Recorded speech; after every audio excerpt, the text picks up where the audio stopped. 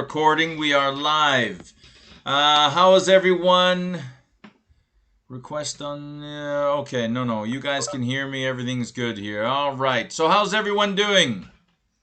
Are there any immediate concerns? Nah. If there are, you guys have been pretty good on email. And I can't really see anything too... you guys are all pretty much on top of things there. Your labs up until lab 5 have been marked, I think. If you see, I said this there a couple times and I'll say it again. If you see a 0 there, like now I'm starting to put in zeros. I kind of held off, and generally that's what I do the first 9 or 10 weeks.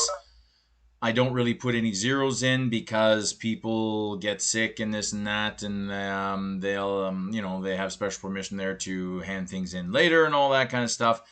But now I start putting in zeros there because then you guys get the indication there that a 0 is there for that particular mark. Don't freak out.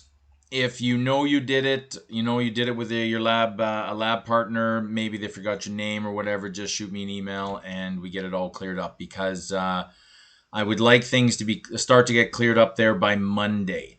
And it is a bit of mashed potatoes, so please don't yell at me. No one has yet.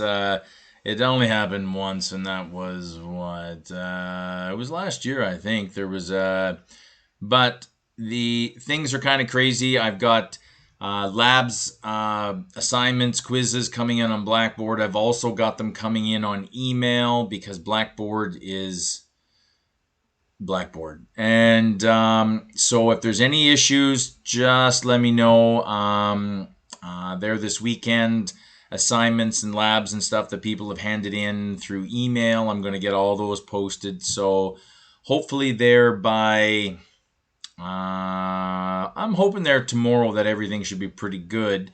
And so your test there next week, I was thinking there that we'd try to conglomerate and make it shorter within the time frame because it is the last test. But because we're in a lockdown and kids aren't going back to school there next week, I just can't. So the test will be the same. I think it'll be from 1 till midnight or something like that. And that'll be next week. If you guys have a look at your quiz number 6 there. It's it's actually open, ready to go. Okay. But if you're doing your assignment, you've done your quiz and all that, you guys know what's coming. Your test, I think there'll be true and false and multiple choice. Probably be at least 60, maybe 70, 75 questions in there, but you know what I mean, they're true and false multiple choice, so it's bang, bang, bang, bang, bang. So shouldn't really be any issues. I shouldn't say that, there's always issues, but if you guys, if there's anyone out there that's confused about anything, just let me know. Shoot me an email. So your test will be next Thursday. It'll open at 1. It'll close at somewhere around midnight. And so you guys will have time to finish it. In all fairness, it should take you about an hour and a half, 2 hours, 2.5 hours. That's what a normal test would be. But because of the inflexibility that this whole pandemic has caused there, we'll have it open there a little longer there next week. Yeah, so your quiz 6 is out. Your assignment 3 is due tonight at midnight. If I'm wrong on any of these, just let me know. Lab 6, all the labs should be in. And so I hope everything is good. If I'm missing something, let me know. But I think you guys are right on track. And other than that, yeah. This is a long PowerPoint. It's like 75 slides. A lot of it's going to be repeat. You'll see there that we do talk about amino acids and protein chains and these kinds of things towards the end of this. But other than that, if you guys got nothing, I got nothing. And as always, if there's any questions, just feel free to interject throughout class and stick around after, and we'll have a Q&A session and all that. The review package is out. Have a look at that. That's a good study material. Answers, nada. But the answer should be there. And please, remember, do a question twice. And if it's still not working out, email me. Don't waste your time, waste mine. Okay? Because all these questions there, they came from my teacher resources over the years, and there could be mistakes. I've tried to whittle them out over the years, but PhDs get paid a lot of money to make those books, and they're riddled with mistakes. So keep me posted on that. Other than that, I don't know, is there any chats? Anybody here have anything? No, we're good. All right, well, then let's get this party started, shall we? Dun-dun-dun-dun. Let's go. And this is the last lecture here, and it kind of ties everything in together. And the feedback there that I've got from the second half as compared to the first half has been much better. So I told you so that this is it's a little bit nicer than the first semester. Not as much numbers and calculators, but here we go. Today we're going to be dealing with amines. Last week we kind of delved into amides, but amines, and then we're going to get into protein structure a little bit here and there, okay? So amines, here we're talking about nitrogen. And for the assignment there that's due there tonight, I did put some amines on there, and I did use some information there from this PowerPoint here. It's been open there for a week. So everything there that we cover there today, you will see on definitely the quiz that's going out there this afternoon, and the assignment there that's due today, but it's not too bad. With like alcohols, there's a primary, secondary, tertiary alcohol. There's a primary, secondary, tertiary amine. And you'll see there that your definition for a primary, secondary, tertiary alcohol, the alcohol is touching a carbon that's touching one other carbon. Okay, that's a primary.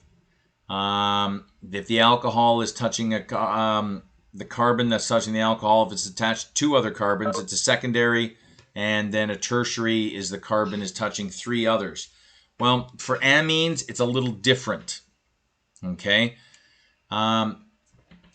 Nitrogen has an oxidation number of -3. It has 5 valence electrons, so it can only make 3 bonds. Carbon is 4, nitrogen only 3. And you'll see here that the most basic nitrogen structure is ammonia, okay, NH3. And you'll see there that the hydrogens are all, okay, there's 3 bonds there, everything's cool. You have a look here. This nitrogen, okay, is attached there to a methyl, okay? So you see this nitrogen here has 1 carbon attached to it, okay? So we call this methylamine, okay? That's how it goes. You could have butylamine, you can have propylamine. It all depends, on the number of carbon chains you have, okay? You have a look at this one here. Now, this nitrogen has 2 carbon groups on, okay? And you would call this ethyl methylamine. It goes by alphabet. Again, E comes before M. But there should be an N, and we're going to talk about N. And you'll see here that primary amines, they don't have this N designation, okay? But secondary and tertiary amines will have this big N. A secondary will have 1 N. A tertiary will have 2 N's. And we'll show you what this all means here. And you see here I have a nitrogen with an ethyl group and an ethyl group and an ethyl group. Okay, so we call this then that they're triethyl amine. Here, we've got an amine attached there to a benzene ring. If you check the sheets there, it has its own name, aniline. Okay? And be careful, this is cyclohexylamine. And you'll see there that you got a cycloalkane and you got the amine. The amine, in this case here, is at the end here, okay? Cyclohexylamine. But getting into these guys here, it's the same thing. We're just going to go over primary, secondary, and tertiary because you will see this, okay? Especially on the quiz. And you see this is a primary amine where the amine is attached to a single carbon and whatever the carbon chain is. And here I have a propyl, so it'll be propanamine. Okay? And you'll see here, I'll blow it up a bit here. And you can see here I have an amine group and I have 1, 2 carbons. So this actually should be, what should I have to change this to? And then over on this side here, I've got 1, 2, 3 carbons over here. So your longest chain there, propanamine, methylamine, that should be N-ethyl propanamine. Okay? And it's going alphabetical. This one here, what do we got going on here? Here I have an amine there with 3 carbon chains. So in this case here, you'd have to use a double N. Okay, so for secondary amines, we use 1 N to designate that there's 2 carbon chains coming off of this N. If you see 2 N's, ding ding, that's a tertiary, and that means that there's 3. Okay, it's okay. If it's as clear as mud now, it'll be pretty clear afterwards. Okay. Have a look here. Classify as primary, secondary, or tertiary. So here I've got the amine group here attached there to 1 carbon. This is primary. Be careful here. Here I've got a nitrogen. Now you got to figure it out. Nitrogen has 3 bonds, and it will have 3 bonds. And you look here, and it's kind of confusing, but you see you've got a CH3, and there's 2 of them. Okay, so that means there's a CH3 coming off here and a CH3 coming off here. Okay, so don't let this condensed structural formula fool you. Okay, remember CH3 is a terminal carbon. CH2 will be in the inside somewhere along the chain. So you look at it, this is a tertiary carbon. Or sorry, a tertiary amine. Okay, and this one here, I've got a cyclohexane, I've got a methyl group on here, and so there's a carbon here attached to a nitrogen, and this nitrogen is attached to a terminal carbon here. So in this case here, the nitrogen is attached to 1 carbon, 2 carbon, it's secondary. Okay? IUPAC rules for naming amines. Again, name the longest continuous carbon chain containing the amine group. Number the carbon attached to the amine with the lowest possible number. Okay, so basically it's the same thing as what we've been doing all along. Drop the E from the corresponding alkane and add the suffix amine. So look at these ones here. Ethanamine. Simple, primary. Here I've got 1 propanamine. Now, why is there a 1? Because this amine can actually go on the 2 carbon. So in this case here, we'd have to put a 1 or a 2. But if you look at this one here, ethanamine, there is no number designation because if I put that amine group on this carbon, it's still a 1. All right? Just for an example, if I had an amine group coming off of here, off of the 1 carbon, and then another amine group coming off the other carbon, okay, it would be 1, 2, ethandiamine. Good enough. We've got this one here. This is the example here of putting this amine group on number 2. Here we have 2-propanamine. Okay. You look at this one here, 2-methyl, 2-propanamine. Now you think your longest chain, 1, 2, 3, so it's a propanamine, okay? And it's a 2 because the amine is on the 2 carbon. So 2-propanamine, and there's also a methyl group on this number 2 carbon as well. So 2-methyl, 2-propanamine. And this one here is cyclohexanamine. Okay. Let me know if any of these are causing you trouble, because you just, once you get into the mind frame of these amines, then they become cake. But it's just a matter of just working through a couple of them here, and that's why we have the assignment. That's why we have the quizzes, and so hopefully they're good to go. Just examples here. We use a prefix there, capitalized N. Generally, it's italicized there if the amine nitrogen has an alkyl group or another group attached. So here we're talking secondary and tertiary. And you see that this amine is attached to 2 carbon groups. So therefore now we use an N. So when you see one N, automatically it's a secondary amine. If you see 2 N's, automatically it's a tertiary amine. I didn't make the rules. Don't shoot the messenger. Okay. And you look at this one here. Ian. Hey, what's going on? Who am I speaking? Jennifer, hi, how's it going? Talk to me. Hi. I'm just following along on the PowerPoint that I have here, and I just would really appreciate this extra detail that you have in your version on the screen on mine. So are you going to make this available? Yeah. If I could totally. I thought that they were pretty much the same. I kind of cleaned this one up just a little bit there this morning, but I'll shoot you guys this for sure. Thank you so much. Not a problem at all. So when you guys see this here, like if because basically the whole test is exactly the same as the assignment and the quiz and all that. And I'm just going to change the figures around or whatever. And so you're going to have to name a structure that I give you, or I'm going to give you a name and you provide the structure. Okay.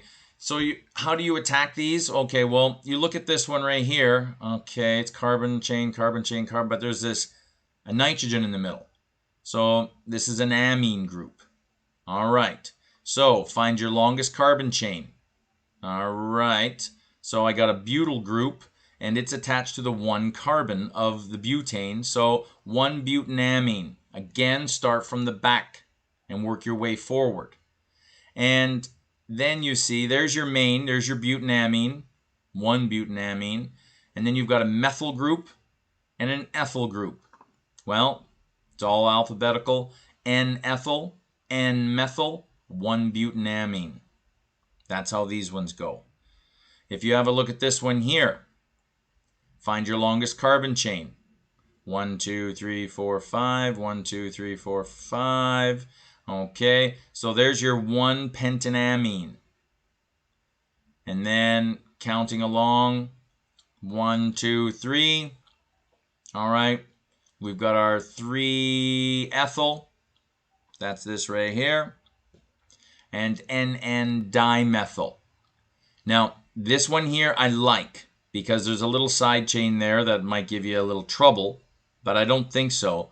But what I want to focus on is you see here I have a methyl group here and a methyl group here. In this case here, you just go N-dimethyl. Okay? If you look at this one here I've got a cyclopentane, and I got a methyl, and I got another methyl. Okay? Start from the back side, cyclopentanamine. So that takes care of all this. Cyclopentanamine. And then I got N-dimethyl. Okay? Once you try these out, it tends to be a little confusing at the start, but once you try some of these out, then they should be all right. I think you guys have gone ahead and worked away on your assignment anyway. So, yeah, that's basically naming these guys. Now we'll get into a bit of physical properties and of all these guys here. But there's your aniline, N-methylaniline. N-methylaniline. You see one N, automatically it's a secondary. And you'll see there that aniline is this right here. It's your amine and your benzene, okay? And then you've got a methyl group off to the side, N-methylaniline. And the N tells you it's a secondary. Here I've got NN dimethylanilin, okay? Your aniline's the same, but I have two methyl groups here. And you see that there's, in a tertiary amine, there is no hydrogen around this nitrogen, okay? And you'll see here, here's a secondary. There is one hydrogen stuck up off of the nitrogen there because there's not another R group, okay? So have a look at these, make them make sense, and if any one of them doesn't make sense, shoot me an email, because we had a great question there, and I wasn't too happy about it, but I think I spoke about it there last week about I don't know, what was it, the assignment? Maybe it was assignment 2, I'm not quite sure. There was one question in there about butanone, 2-butanone, and how it really shouldn't have a number, but the book had a number in it, so I just kind of killed that question there. And but if there's anything that doesn't make sense, because there might be slight variations out there, but generally I'm trying to give you guys the bare bones information here on IUPAC. So let me know if there's any issues. Aromatic amines, you guys can have a look at these. They still follow the same when you're dealing there with benzene, ortho, meta, para. So you have a look at these ones here. Here I have orthomethylaniline. Here I have meta-methylaniline or para-methylaniline. Okay? Even here we have N-ethyl-aniline. So have a look at these. Hopefully there you guys are on top of these, and if you're not, let me know. More practice problems here. The IUPAC name. Okay, find your longest chain. 1, 2, 3 amine, 1 propanamine. And then you've got N-ethyl, N-methyl. Please remember there that when you're dealing with these, it's alphabetical. Okay, and here I just have straight easy peasy 3-pentanamine. Okay. Physical properties. Like with any type of amine there, you can get hydrogen bonding, okay? But you remember there that there's kind of a tipping point for the number of carbons that you will have. And I think for alcohols, it was about 4 or 5 when you're talking about solubility, going into water, okay? Because amines, you've got the nitrogen, it tends to be pretty polar, okay? And methylamine, ethylamine, propylamine, these small carbon chain amines, they'll go into water. But again, something happens in and around 5 or 6 carbons, 4, 5, 6 carbons, and you'll see here that at about 6 carbons, up to about 6 carbons, these amines here are pretty soluble, okay? But anything over, probably not. Methylamine, ethylamines are flammable, okay? And the ammonia, they have a really, I don't know, ammonia's, you'll know ammonia when it's very strong. Trimethylamine. Trimethylamine. So it's a nitrogen with a methyl, and a methyl, okay? Fishy, bad, fishy, rotten smell kind of a thing. Amines are responsible for strong odors of decaying flesh, which are produced there by bacterial decomposition. Okay, and you'll see here, cadaverine. Okay, and putrescine. These are the old school names, but really bad smells. Alkylation of ammonia and amines. Ammonia can be alkylated, producing primary, secondary, and tertiary amines. So here we've got some chemical reactions here. So here I have ammonia, NH3. And alkylation just means I'm adding alkyl groups, okay? Alkane groups, methyl-ethyl groups here. So you see here, okay, I add methyl bromide, and I can produce methylamine. If I do it again, I can get dimethylamine. If I do it again, I can get trimethylamine. And what goes on here, as you see nitrogen, it has these two lone pair of electrons, okay? It can kind of accept and even make quaternary structures. This is more of a salt, all right? But alkylation there of primary amines. You can also reduce amides, okay? And here, what we've got is an amide, okay? And we can take that back and make an ethylamine. So here, okay, here you have your amide bond or your amide, and you can just turn that right back into an amine. And the same thing here, we've got an amide, we can reduce that into triethylamine.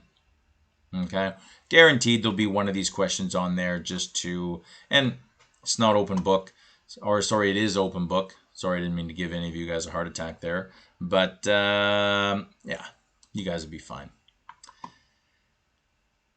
Amines, when I introduced them there last week there when you're talking about amino acids. You've got a carboxylic acid group on one side, and you've got an amino group on the other. Okay, and amines there, they can be weak bases. That's the amazing part of an amino acid. It has a weak acid on one side and a weak base on other.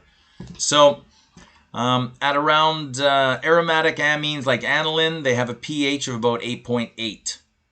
Okay, weak bases there, they will produce, okay, hydroxide. And you'll see right here. Here's ammonia. If you put ammonia into water, like there's ammonia doesn't have any OH.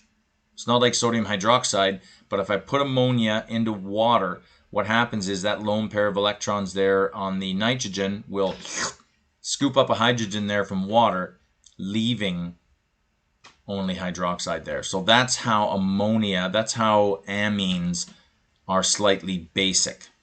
Okay, and it's the same principle of what's going on here. Here I have aniline. Okay, that lone pair, you put aniline into water. Okay, you're making hydroxide. Amines are much more basic than amides, and the body uses this fact to convert toxic ammonia into urea. Okay. Why amines are weak bases? Okay, ammonia ions. So you'll have a look here. The ions form the reaction of amines, and it's kind of the same thing.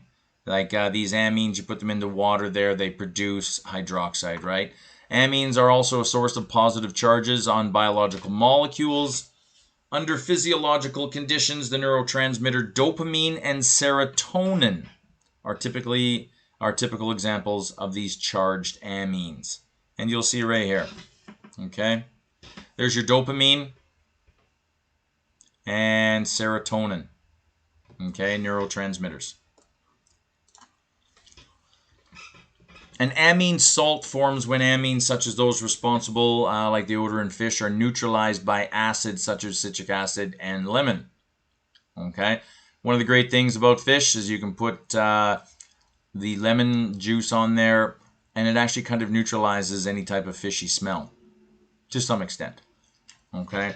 Here we have methylamine and hydrochloric acid, which is not lemon juice, but it's an acid, and we get this salt. Okay, methyl ammonium chloride salt.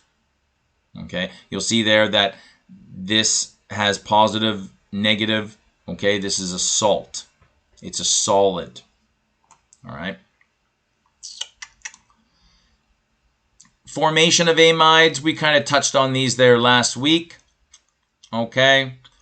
Substituted amides are produced when primary and secondary amines react with organic acids or chlorides. Okay. So here's an organic chloride right here. Okay. And you'll see here of what we're producing. We've got an amine right here. And it's a strange looking thing here. Okay. Kind of looks like a carboxylic acid, but it's got halogen on it. And what happens is this halogen gets bumped off, okay, and we make our amide, okay? And have a look at the name, all right? Once you do these a couple times, the name will come, but make it make sense. I've got NN, whoa. Okay, so that means that nitrogen group has 3 carbons coming off, or 3 somethings coming off of it here. Okay, so I got NN diethyl acetamide, and that's a vinegar. That's a derivative there of vinegar. All right, and this is what I'm more concerned about. It is these NNs or N. Okay, I don't want you guys to get confused from those. Okay, what do we got here? Biogenic amines that act as hormones. Okay, they include the fight or flight hormone epinephrine. Okay, even histamines. All right, if you suffer there from, this would probably be your worst time of year is if you're allergic to pollen and these kinds of things, right? And histamines there, you guys have learned this there in your bio, especially in the blood unit there, of what the power there of histamines can do. And sometimes there they overreact and cause you trouble. That's why we take antihistamines. Sources and uses of selected amines. There's cocaine. Okay. Methadone. Okay. Heroin. They use this there to help people get off of heroin. Okay. There's methadone. Nicotine is also another amine derivative. Caffeine, methamphetamine, okay, pentobarbital, all these there, very powerful drugs, all right. Amides, nomenclature, physical properties, neutral nitrogen containing compounds. Amides are not really basic or acidic.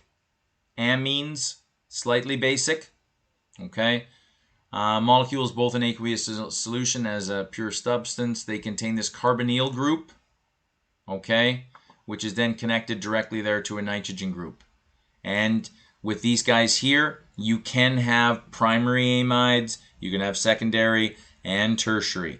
So amines and amides will have the N or double N designation depending on how many carbon groups they have coming off of the nitrogen. Amines, amides will have the N designation. Okay, not if they're primary, but if they're secondary, tertiary, they most certainly will. Amide preparation, carboxylic acid is heated in the presence of ammonia. So we showed you that one there earlier there with the chlorine. Here's the carboxylic acid and simple ammonia. And what we get here there, okay, eventually there we get the amide bond. All right, here's ethanoic acid or acetic acid vinegar. Okay, and you get this right here, ethanamide. See, old school name, acetamide. I'm interested there in ethanamide. Okay, I think you'll notice there on the assignment there that I think there was one or two or a couple there about ISO. Okay, I throw those in there just because we see ISO more than anything else as far as old school names. Okay, if there's any issues on that, let me know. Naming amides, it's kind of the same thing. Okay, so here you have methanoic acid. Okay, and methanamide. Ethanoic acid, ethanamide. Have a look at this one here. Now, if you're trying to break this down and figure out its name, you're looking at this, go for the functional group first. Okay, you're looking, okay, I got a methyl group. Oh, I got an ethyl group here. And here I got a methyl group. But you've got to be able to pick this out. That's your amide right there. Okay, so which one is this thing attached to? Well, wherever the carbonyl group is, that's going to be your amide. So this is ethanamide, okay, which we have right here. Again, you're working from the backside. And because I have a methyl group off of the nitrogen on a different bond, that means there that it's going to be N-methylamide. Okay, and N means that it's secondary. That means that there's 2 carbons coming off of that nitrogen in some capacity. Okay, and you'll see right here the same example, kind of. All right, but you've got your amide bond here. Sorry if you can't see that. There's your amide bond there. Okay, and longest chain there with the carbonyl, a 1, 2, 3. So that's propanamide. And then you're going to have N-ethyl, N-ethyl. So you could just use N-diethyl, propanamide. Try these out there. They won't be too bad eventually. Okay. Benzenamide. There's one there for that one.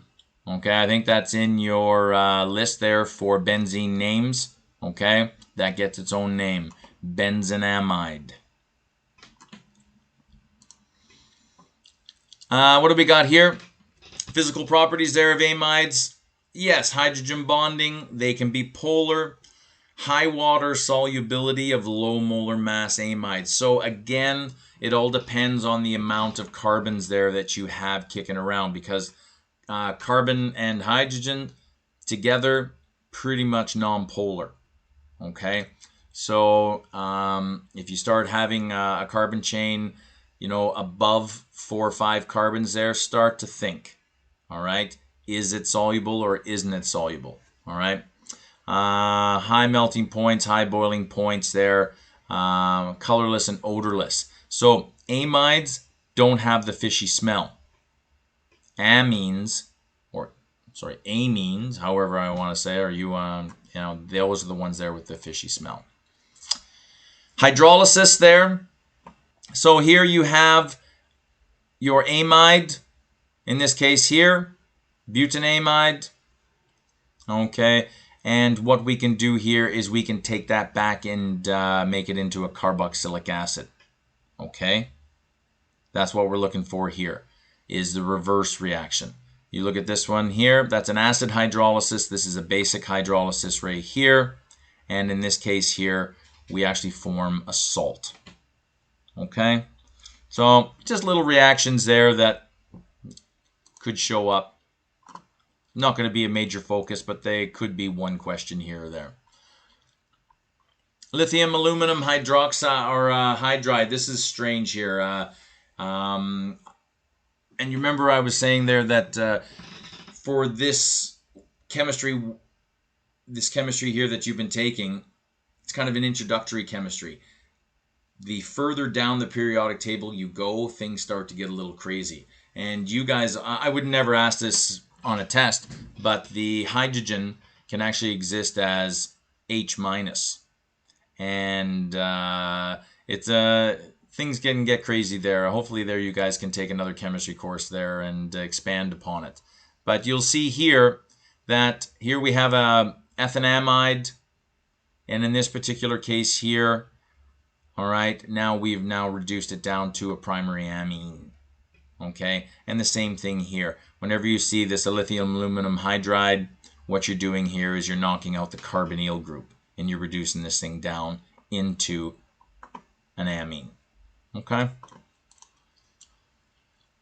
Urea, diamide, okay, that is excreted in the urine right here. This is urea. This is actually the start of all biomedical organic chemistry. It started the whole thing. What was his name there? Was it Vols? He was a professor at Charles University in Prague. He actually was the first person to synthesize this, and from it, there created the whole business there of organic chemistry. Yeah, you can make fertilizer, all these kinds of things there from this, and even there from the production of plastics. All right, so now that kind of concludes the amine amides, and if there's any issues with naming those guys there, let me know afterwards. It's okay.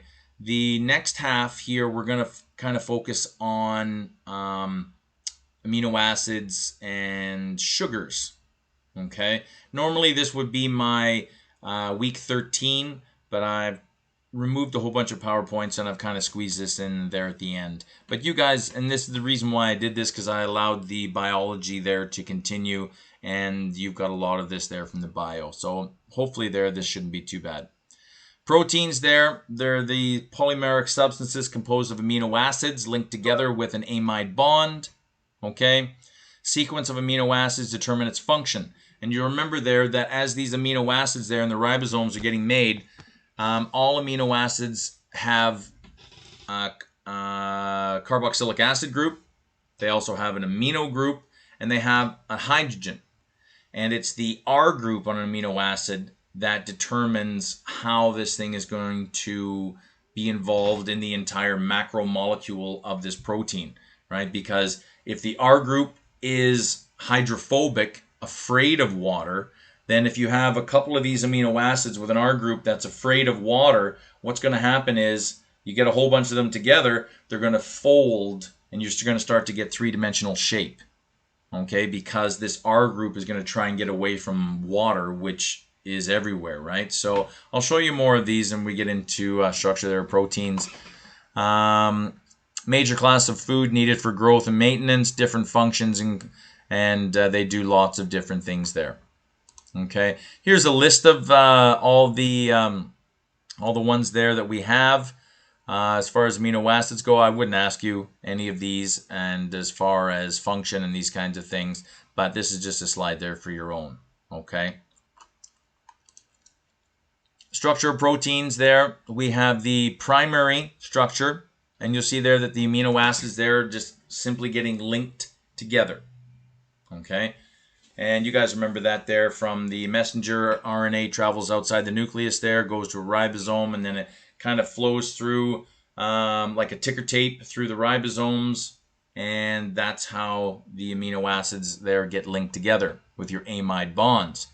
Now, depending upon what R groups are on there, those functional groups on the amino acid, and we can just go through them here. And you'll see there, if you have a look at all these different amino acids, they will have, okay, they'll have their carboxylic acid group on one end, they'll have an amino group on another, a hydrogen on another, and then they'll have an R group.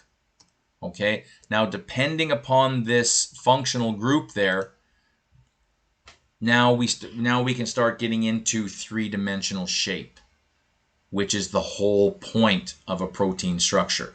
Because it's got to have a surface on there, a three-dimensional surface that's going to lock up with what it's supposed to lock up with, and then does its job, it gets removed and goes and does it again. So the three-dimensional structure there is everything, and you'll see that when we get into secondary structure, okay, there's two of them there that you should know. You probably already know them there. You can get these what's called these beta sheets. And it's all they are is these sheets that go like this, and they're flat, and there's a point to them. You can also get helixes, these coils, all right? And you'll know that there from DNA terminology, all right? You can get tertiary structure. Now we're getting into some heavy duty. See where you have the alpha helix and the beta sheets kind of coming together to form some type of structure.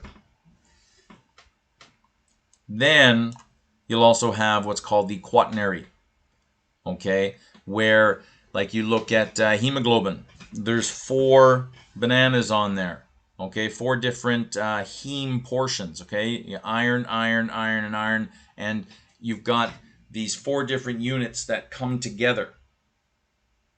Okay, that's what we're talking about here. Protein consisting of more than 1 amino acid chain. Okay, so you've got primary, secondary, tertiary protein structures. Amino acid has at least one acid group here and 1 amine group. And you'll see here, you've seen this there before. Okay, there's your general structure. Okay. Amphoterism. Now you remember there that if something is amphoteric, like water, it can act like an acid or a base.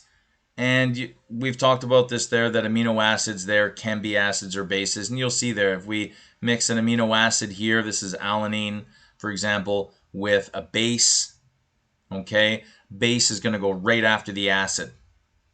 You see how the sodium hydroxide didn't even come close to this side? Because this is kind of basic, all right? And a base will attack the acid. So in this case here, now we've got a salt. An acid reaction, okay, in this case here, the same amino acid, I'm going to throw it into an acid solution. It's going to go right after the basic side. So amphoteric, great word, you will see it again. Zwitter ion. This is where the acid side of an amino acid protonates or gives a proton to its basic side. Okay, so it can ionize itself basically. All right, so you see here I've got a Zwitter ion. It's already been ionized. So now what's going to go on here? Well, this is it's already received a proton, so now it can actually give that proton back to the hydrogen there and revert back to its original form. And it's the opposite there for an acid reaction. Okay, so Zwitter ion, autoionization, it can ionize itself. And this one right here, amphoteric, acts as an acid or a base. Okay. We went through the peptide bond there a little bit there last week. We're just going to do a bit of review. And you'll see there dehydration synthesis there. Okay, from the acid end of one with the amino end of the other, we suck out of water. And in this case here now, we have now made our peptide bond. Peptide linkage, as they call it, okay? All right. That's how we make a peptide bond. That's how the amino acids are put together. Oh, well, there's trouble downstairs. Thank goodness I'm not downstairs. Crazy. Working with kids in the house. It's just madness. It's madness. But it's nice to have the missus home here. So, what have we got here? Condensation reaction. It's kind of the same thing here. We're sucking out of water. Condensation, dehydration, it's the same thing. And that's how you make your amide. Okay, you suck out that water, it comes together. Dipeptides, great word there. I like that word. Dipeptide means that there are 2 amino acids. Okay, so you have this one here, dehydration, sucks out of water, and there we go. Okay, not too bad. You can get tripeptide, tetra, penta, polypeptide. Now we're getting into big bananas here, okay? And then a protein structure, massive amounts, okay? So just an idea, tripeptide, tetra, penta, just some words there that'll help you through. What do we got here? We've talked about primary, secondary, and tertiary and quaternary structures, okay? And we'll go into a little bit more detail here. Here's your primary structure, okay? And just lines of amino acids. There's no 3-dimensional shape. It's just a line. Then we get into our secondary. There's better shots there of your alpha helix. Okay, it's all held together there with hydrogen bonding. Okay, which you can see all in here. Okay, there's your helixes, and these are your beta sheets. These are flat. They kind of go like this. All right, all held together there with hydrogen bonding. Tertiary, three-dimensional folding pattern of the protein due to the side chain interaction. So this is where, and it's just amazing there that over billions of years of evolution, that the body knows that, okay, in this particular sequence there, we need non-polar or polar R groups there for amino acids. And you look at how this thing is folded in. You can speculate there that the R groups in here on the amino acids, they're hydrophobic. They don't like water. They don't like the cytosol or the interstitial fluid there that's in the cells. All right? Because we're 100% water. So what'll happen is they'll throw some non-polar R groups in here, which will make those R groups will try and get away from the water, so it'll bend now and turn. So now you're working on a three-dimensional face there for your lock and key if you want to break up some starch or something like this, right? So it's quite amazing. What do we got here? Oh, I missed one. I was looking for that one actually.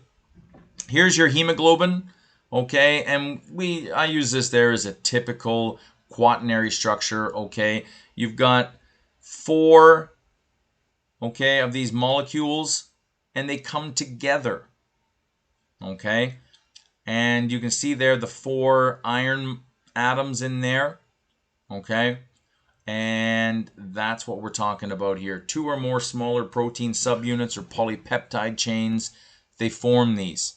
Okay, the operative force are non-covalent bonds, hydrogen bonding, okay, and dealing there with the iron, you're going to have ionic bonding, okay, which keeps it in there. And you'll see here is one heme portion of this, and there are 4, okay. Good. Fibrous proteins, okay, these ones here, again, it's all protein, okay. Fiber-like shape serves as structural support and generally tends to be water insoluble. Okay, you've got an alpha helix, coil of 2 alpha helixes coming around. Okay, what you got here is protofilament, and you got a whole bunch of these protofilaments together. You make a microfibril, and a whole bunch of these microfibrils there put together will be hair. Okay. Some examples of proteins and their structure: silk. Okay. That's a nice example there of a beta sheet. That's why silk is so fine and so thin. Okay. And you'll see there that silk is stacks of beta sheets. Collagen. Here we've got a triple helix. Okay. Myoglobin. Now, don't get this confused there with hemoglobin. Hemoglobin is found in the blood. Myoglobin there is found in the muscles. And it's the reason there that the difference there between a 100-meter sprinter and a 400-meter sprinter. Both of them have an amount of oxygen and sugar ready to go in the muscles right now. We all do right now. We can all go and run 100 meters. Okay.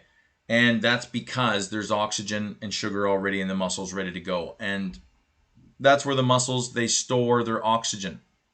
Okay? Just because, if you're walking along the park there and a bear comes out, well, you have got to have a readily available source of oxygen and sugar in your muscles ready to go to run from that bear. So myoglobin here, it's a storage protein binding oxygen there from muscle tissue, organically bound iron, okay, is in the heme. So it's kind of similar there to hemoglobin, but it's not. This is only found in the muscles there. Okay? Myoglobin. Macromolecule. Great word. These are very, very large monster molecules.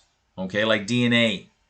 Like if DNA was, Normal size, I don't know, did someone tell me there that it'd be over, was it 500 kilometers or was it 5,000 kilometers? Like if DNA was kind of normal size, right? And it's just a massive molecule. Polymers there, these are large molecules that kind of repeat, like nylon.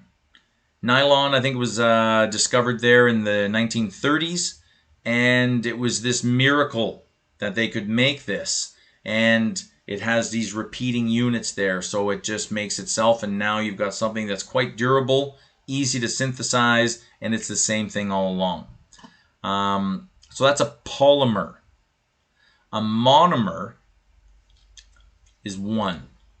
Okay, it's just one. A monomer is one. Polymer is many. Okay, and generally where we use this kind of terminology there is when we're talking about plastics. Okay, and you guys can have a look here. Polymers that can be natural or synthetic. Spider webs. Okay, we've got wool, tree sap, cotton. I think these are silkworms in here. Okay, so they occur naturally. They're all over the place. That's what we're looking at there. And we're into the last part here. Okay, just going to touch a little bit on carbohydrates and lipids. Okay, the carbohydrates, what we're talking about here, they're they're energy yielding nutrients like the carbon and the hydrogen. Massive amounts of energy. That's why we use hydrocarbons there for fossil fuels for our car. Massive amounts of energy stored up in there, and that's why our bodies use this as well. Carbohydrates are polyhydroxyl aldehydes. Polyhydroxyl aldehydes. That should kind of make some sense. Okay? Or ketones. Okay, remember the aldehydes and ketones are kind of the same thing. Aldehydes are found on the end. Okay, ketones, that double bond O is found in the middle in the chain. Okay, the simplest carbohydrates, glyceraldehyde. You guys can have a look here. Okay, these ones here are the simplest. Okay, I'm more interested in, I'll show you this in a second. This is what I'm more interested in. Where did that go now? Right here. The four types of carbohydrates, we've got monosaccharides, disaccharides, oligosaccharides, or polysaccharides. Whew. I'm sure some of those do sound familiar. Monosaccharides are the smallest unit of a carbohydrate that cannot be hydrolyzed to a simple carbohydrate unit. Example, glucose. These are monomers. Okay? It's just one glucose molecule.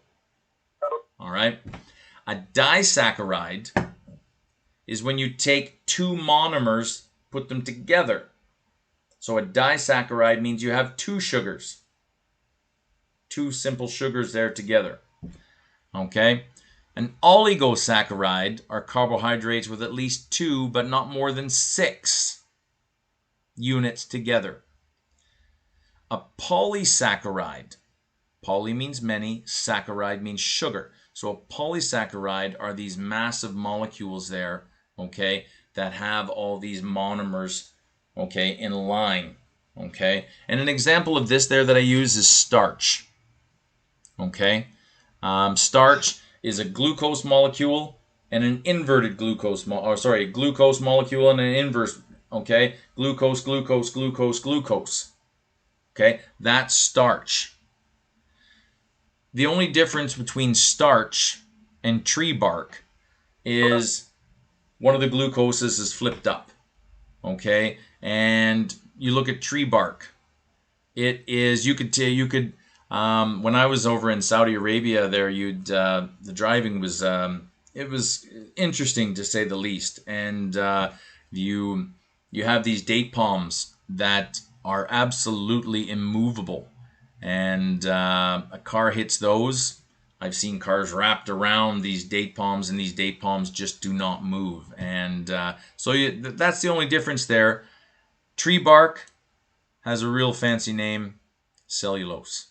So starch and cellulose, the exact same molecule, but one of the glucoses is flipped over, so that's why we don't have an enzyme that breaks down. We can't eat tree bark or grass, all right? But we do have an enzyme that will break down starch, okay? In here, it's called amylase. So just examples here of a monomer, glucose, a disaccharide, sucrose. I'll show you this there in a second, okay? And a polysaccharide, cellulose or starch. Classification of carbohydrates. Carbohydrates can also be classified by the number of carbons, functional groups, spatial orientation, even optical activity. Here are some, the monosaccharides shown below are classified based on the number of carbon atoms. Okay, triose, tetrose, pentose, hexose, and heptose. And you'll see there, generally this is where we like to be biologically. Okay, we like these ones right here, but our body can do these ones too. Okay, we tend to, when we're talking about sugar, we talk about glucose, which is a hexose. Monosaccharides can also be classified based on whether they have the aldehyde or ketone. Monosaccharides with an aldehyde are known as aldoses, while those with a ketone are known as ketoses. Okay? And the ketone group is usually on carbon number 2. And you can see I'm just kind of throwing words at you here. It's more of a vocab than anything. And when we were talking about optical, what's the word I'm looking there?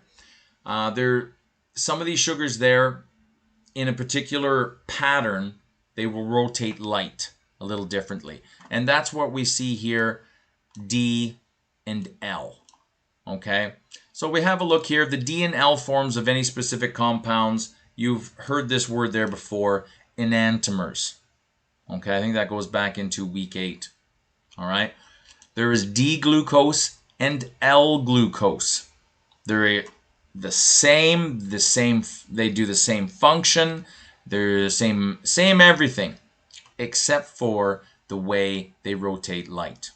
Okay, the D isomer is represented there when the OH is written on the right.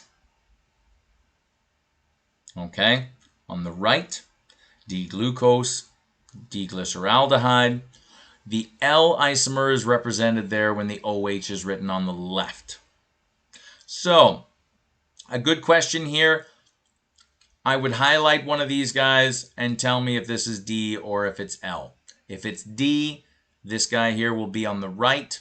If it's L, it'll be on the left. That's all these go. Okay? So you've got D-glucose as opposed to L-glucose.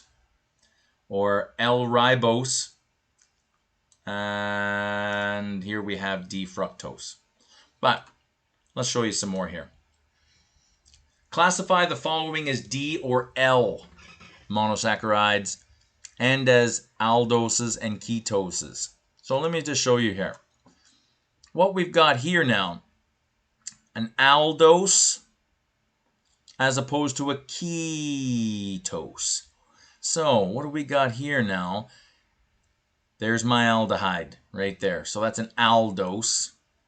And the oxygen or the alcohol group is on the right, so this is a D-aldose. You look at this one here. I've got my ketone, and it's on the number 2 carbon. All right, so that's a ketose, and the OH group is on the left. Okay, so that's an L, and there's an example there of your D-ketose. Okay, not too bad. How could you name this monosaccharide? So you're looking at this here, and how would you name this here? I got 1, 2, 3, 4, 5, so that's a pent, and it's a saccharide, so it has to be pentose. That's your word there, hexose. Ose is your word there for sugar, okay, just like saccharide. Okay, so this would be a pentose. And then you have your D configuration there. It's a D-aldopentose. pentose because that's an aldehyde there. Remember, if you have a ketone or an aldehyde. Try these out. I'm not going to go to town on these. Anything there that's in the PowerPoint or on the review questions, have a look at. Definitely have a look at the review questions for sure. But I'm not going to go to town on these. You know what I mean? As long as you're able to tell the difference there between a D and an L and an aldose or a ketose, that's what we're kind of looking at in there. And counting the number of carbons, that's a pent. That's not too bad. Okay? Monosaccharides, important things to know. Okay, pentose. Okay, 2 of them there. Ribose and deoxyribose. And you've seen that one there before. Deoxyribose nucleic acid. Hexose is glucose, galactose, and fructose. Okay. Glucose is the most important of the monosaccharides. It's an aldohexose and is found in the free state in plants and animal tissues. Okay, also known as dextrose. Interesting, eh? Glucose is a component of the disaccharide sucrose. Okay, so sucrose is a disaccharide. Maltose is a disaccharide. Lactose is a disaccharide. Okay. Yeah. There's glucose is the key sugar of the body and is carried by the bloodstream to all parts of the body. Perfect. Galactose is an aldohexose. Now, aldohexose. Start thinking like aldohexose. Okay, so that's an ose, so it's a sugar. Hexose. Okay, so there's 6 carbons. And an aldo, that means that there's an aldehyde at the top. Okay, so galactose is an aldohexose like glucose and occurs along with glucose and lactose and then many other oligo and polygosaccharides. Okay, galactose is synthesized in the mammary glands, okay, to make the disaccharide lactose milk sugar. Okay, fructose is a ketohexose. And if anyone there makes their own jams, these kinds of things, this is what we're talking about there in fruit. Okay, found in fruit juices, honey, and along with glucose is a constituent there of disaccharide. Sucrose, fructose is the major constituent there of the polysaccharide inulin, a starch-like substance present in many plants. All right, and a little interesting there to note. Fructose is the sweetest of all common sugars and it's about twice as sweet as glucose. And this stuff here, I don't like to harp, but please stay away from this stuff. High fructose corn syrup.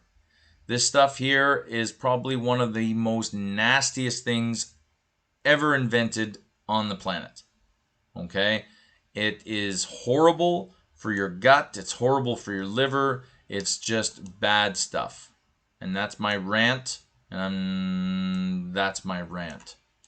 Don't like that stuff at all. And this stuff here is found everywhere. Just be careful. Read your labels of your food, please. What do we got here now? This is called a Fisher diagram. Okay, Fisher projection. And it's just an easier way there to, that's what we've been looking at there. So, sometimes there you'll see sugars there that are in a ring, okay, but they'll also be written like this as well, okay, and here are examples there of your D-glucose, D-galactose, and D-fructose. You might see those again. We're coming to the end. It's a long one, I apologize. And here's your ring structure there, okay, of your glucose, straight open chain D-glucose is pretty reactive, and what will happen here is that these guys here could just form rings on their own. Okay, the ring from this guy here comes in contact with this one here, and you get yourself a ring. Okay.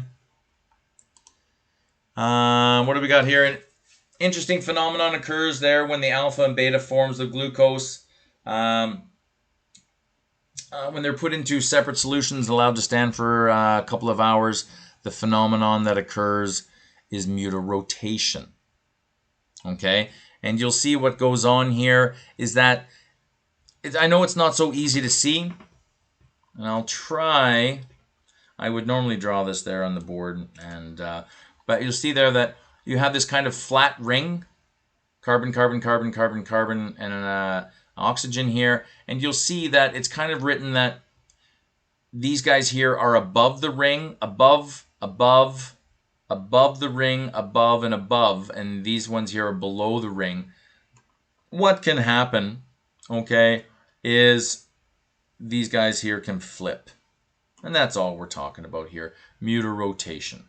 These guys here can flip up to here. Not a big deal. Okay. Dehydration reactions there. How do we make a disaccharide? Well, you have a monomer, okay, monosaccharide, and another monosaccharide. And through dehydration synthesis, we suck out of water and we get this linkage here, glycosidic linkage. Okay, not too bad. You'll see there from a lot of the reactions, especially biological, just the whole idea of utilizing water. We suck a water out and linkage happens and you got water, which is a good thing anyway. Lipid characteristics and classification. Again, we're not going to go too heavy on this. I'm just kind of throwing this there at the end. Lipids there, they are hydrophobic. Okay, water hating. Okay, they're non-polar. All right. Simple lipids there, fats and oils. Just the whole idea that you should know why, which is healthier, oils or I don't know, lard, butter. And you'll see that the fats can exist in two different situations there at room temperature. Oils, which come from plants, sunflower oil, olive oil, they're at room temperature, they're all liquids. Animal fats at room temperature tend to be solids. And one is healthier than the other. They're both fat. Please don't go and, like my dad, he, oh, bless his heart there. He said he came home with this 5-gallon drum, like it was just massive, of extra virgin olive oil. And extra virgin olive oil means it hasn't been pasteurized, it hasn't been cooked, it's healthy stuff, right? And he said, yeah, I'm going to lose weight, I'm going to get healthy. And like if you just guzzle down olive oil, your body will change that and, you'll put on weight. It's just the whole idea that olive oil doesn't cause heart attacks because it's not a solid. And animal fats are solids at room temperature, and they are subject to gravity, as everything is. And if you've got olive oil flowing through your blood, it's not going to be affected by gravity as much, right? It's just going to be free flowing, so it's not going to cause any heart attacks. But animal fats are solids. They will fall like gravity, and then when one falls there and attaches itself there to the inside of a blood vessel, another one there will come and attach itself, and now you've got heart blockage. You've got blockage there within the artery. So fats and oils, esters of fatty acids and glycerol, waxes, beeswax, these kinds of things, lots of high energy. They'll burn for hours. I even think there back in the 1600s there, they would use whale blubber, whale fat, these kinds of things as a fuel source. Okay. Which fatty acid would you predict to be more soluble in water? Now, I haven't told you guys any of this about fatty acids and all this, but which one do you think would be more soluble in water? It's all based on the same thing that we've been doing. Okay, it's that carbon chain that prevents anything from going into water. So the shorter the carbon chain, the more likely it will go into water. So here I have 1, 2, 3, 4. Okay, 1, 2, 3, 4, 5, 6. Okay, here I have butanoic acid. Here I have hexanoic acid, which you guys should know. And more likely this one here will go into water. Simple fats here. Fats, oils, waxes, fatty acids here. You guys can have a look at this, okay? Read up on all these. again, is it really going to be a big part of this test? No. There might be one question, maybe a true or false, that kind of thing. All right. But the main focus of this test will be on naming organic compounds. And I'm not really going to go into asking you guys to name fats. It's all right. And as you can see here, all right, you've got all these butyric acid, okay, butanoic acid, okay. Naming these guys here, not too bad. Any of these old school names, forget about it. I'm not going after those, okay. But these are just simple carboxylic acids, so just naming them there through IUPAC should be all right, okay. What do we got here? And again, remember cis and trans? You will see these there on the test. And please, and I've said this there before, whenever you see, remember there cis and trans only occurs there for enes, double bonds, right? Not for trips, not for single, all right? And whenever you see it written like an X with a double bond there in the middle, that's what I'm asking for. I'm asking for cis and trans. And, that's why we wrote it like this. And you can see the difference here. Cis. Don't worry about oleic acid. Not interested in that. But you see there that this is cis. Same side. Both these guys are on the same side. The hydrogens are on the same side. And here I have trans oleic acid. Okay. Just a little bit of back there. And that's what I got. That's the course in its entirety. Focus on naming. That's where you guys will be. And you guys will have lots of time to do it there next week. I'll open it up at 1 and we'll shut her down probably at 12. We'll keep it the same there as before. And yeah, guys, thank you so much. If I'll post this there to YouTube. If you guys have any questions, stick around. Other than that, I wish you guys all the best. I'm so sad that I haven't got a chance to meet any of you guys in person, but if you guys are ever in and around the Barrie campus area, please keep my email, keep in touch, and I wish you guys all the best. I'm not going anywhere. We still got a couple weeks to go, but I'm proud of you guys. You guys just keep at it. And yeah, other than that, I got nothing. Stick around if you guys have a question. Other than that, enjoy your day. Thank you, guys. Yeah, I have one question. Yeah, what do you got? Here, I'm just going to start. I'm going to stop recording here if I can do that from here.